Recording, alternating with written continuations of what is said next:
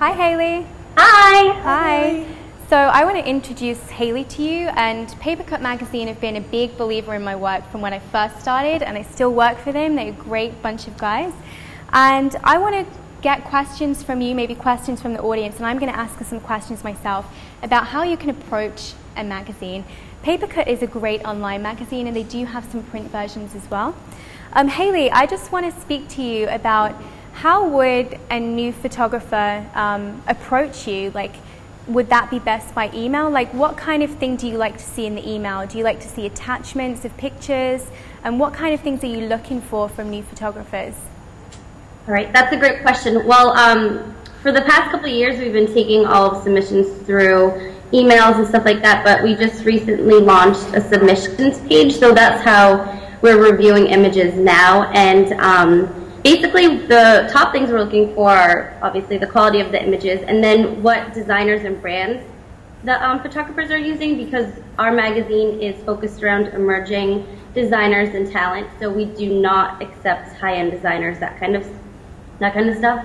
So yeah, basically just doing it right and giving enough images for us to review and having a bunch of different selections. Okay, and are you looking for, when people submit work to you, are you happy to just take final images, or do you like when people give you unedited images so you can select them for the layout? We like to do a little bit of a mix of things. I definitely like to have more images than less to choose from, unedited or edited. I think it makes the process easier. We just like to be able to play around with layouts. So what I've been coming across lately through the submissions pages, people are only sending in 1 or 2 images, which is pretty frustrating because we don't have anything to work off of. So the more images, I'm not too particular about if they're edited or not. If the photos are great, then I'm not going to be too worried about the end product, like once they're edited. Okay, great. Do we have any questions from you guys for Haley? I'd love for you guys to start a conversation about, how can you approach her. Actually, I have another question for you, Haley. Sure. Do you like to see, if you're commissioning a story to a photographer, what do you like to see in regards to visual inspiration? Do you like to see storyboards, mood boards? Like, what is the best way? I know that we've worked in various different ways before, but it'd be good to kind of explain to people.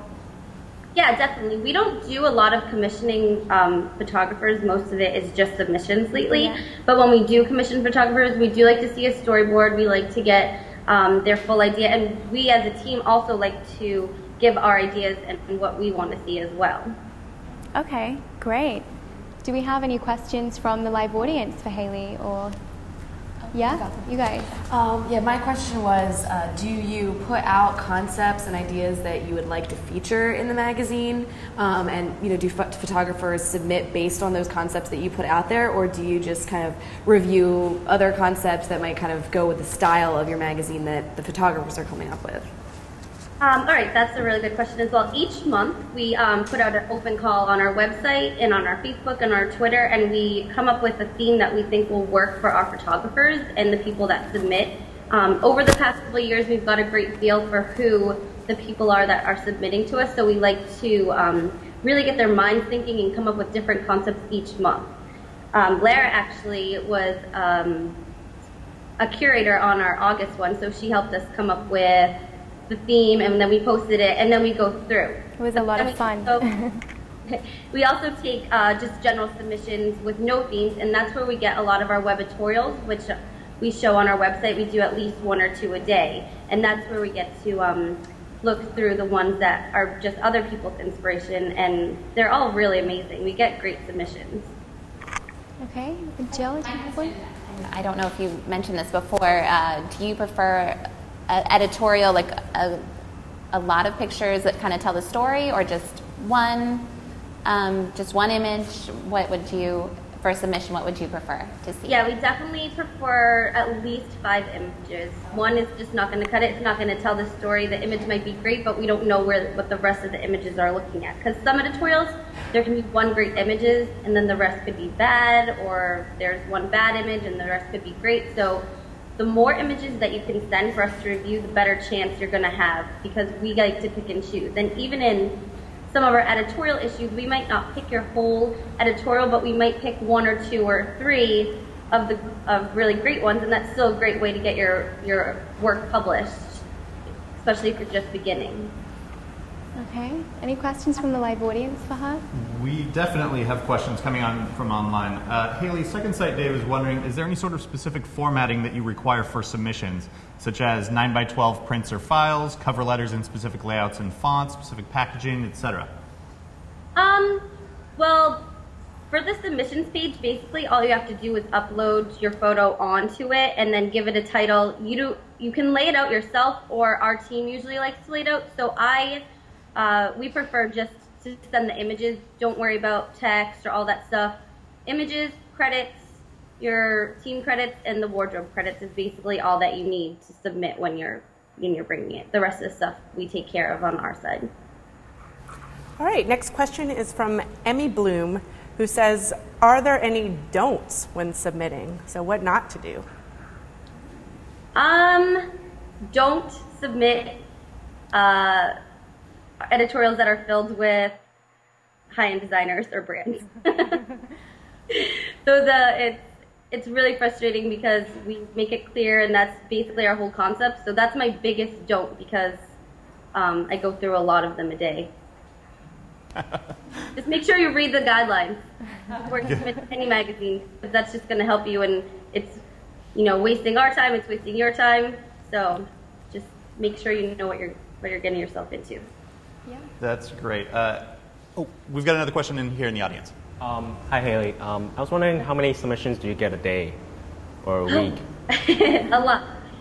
Anywhere from like 50 to 100, sometimes 200. So it's a lot, and it's a lot to look through because I personally almost every single one, because I like to see what's going on and who's submitting, and if I can give them any guidance or feedback, I like to do that as well. Ace Studios Co. UK is wondering, when submitting for editorial, does the photographer have to list the clothes, where to buy them, and price? I often see articles with this information.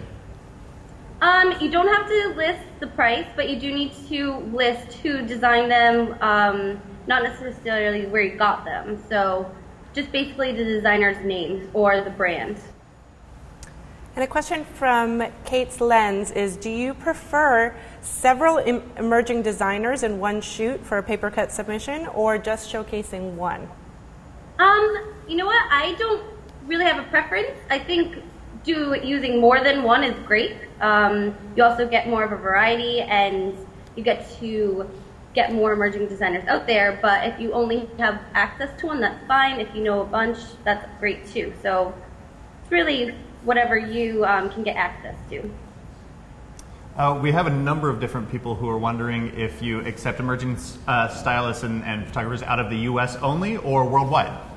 Oh no, worldwide from day one. We've had many different photographers from lots of people from London, France, a lot of people from Africa, Australia, New Zealand. So it's open to everyone, and it's an online magazine. We also sell it in print, which you can order worldwide as well. Some basic logistical questions. I'm not sure if you answered this, but do you need to include a model release form when submitting images? And that's from AD Farr.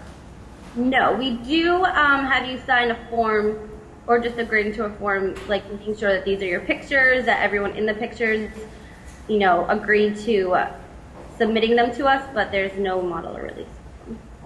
That's great. AU Turtle 88 says, you just mentioned that you have both print and web. How do you decide which images go to print and which images go online? Actually,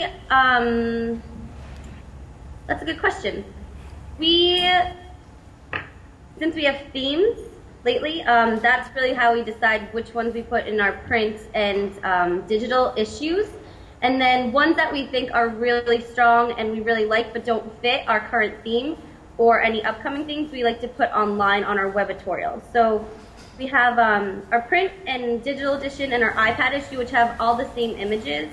And then we have our webatorials, which are daily on the website. And those are the ones that we choose if they don't fit into our current theme, or we just really like them and want to put them up. I have another question in the audience. As far as the announcing of the themes for a particular month, do you announce a few months in advance, like upcoming month's themes, or is it just the start of every month you just put the theme out there? And we usually like to do it a month or 2 months ahead of time, so people have enough time to conceptualize their shoot, ask questions, and put a team together. can you list a few examples of a theme that you might have done recently on the site? Sure. So our upcoming theme, which we're launching this week, was our October theme. It was called Let's Get Freaky. So we kind of just let people show their wild side and Halloween. Our next upcoming one is November, and that we're featuring on technology and future. So people can kind of, get creative and look and do different futuristic shoots or kind of focus on technology because that's such a huge part of fashion in the world right now. So, very cool. Question from Ranjan in Kolkata is, does submission to one magazine disqualify for submission to other magazines? Is there exclusivity? We do like it to be unpublished when you submit it to us. Really, since we're not compensating anyone at this point, what will you do with it after it's published in our magazine is your choice, but we do like to have it unpublished, and we will not accept it if it's published somewhere else. Teresa T is wondering, can you buy the clothes and give credit to the designer, or do you have to be working with the designer for permission? I'm sorry, can you repeat that question again? Sure. Teresa T is wondering, can you buy the clothes and give credit to the designer, or do you have to be working with the designer for permission? If you want to buy the clothes and put that, that's fine. It's going to be easier for you to contact us and request a pull letter. So you could go to a boutique or to the designer and say, listen, we're shooting for Papercut Magazine. We'd love to pull some of your clothes, and you get credited and you get published. So sorry to cut you in. Can you actually define what a pull letter is to these guys? Because I think that's a really good thing for people to know, how you work with a pull letter and how that works with a stylist as well. Yeah, sure. A pull letter is a really great resource for the photographer and for the stylist. It's just saying that Papercut Magazine is giving you guys permission to submit to our magazine, and that we're requesting that the store or the designer lets them use their clothes for that issue or for their editorial. Okay. Any more, or you think we have so many questions that are continuing to come in. This is really fascinating for people, and maybe one or two last ones. Could you actually define what defines an emerging designer? Sure.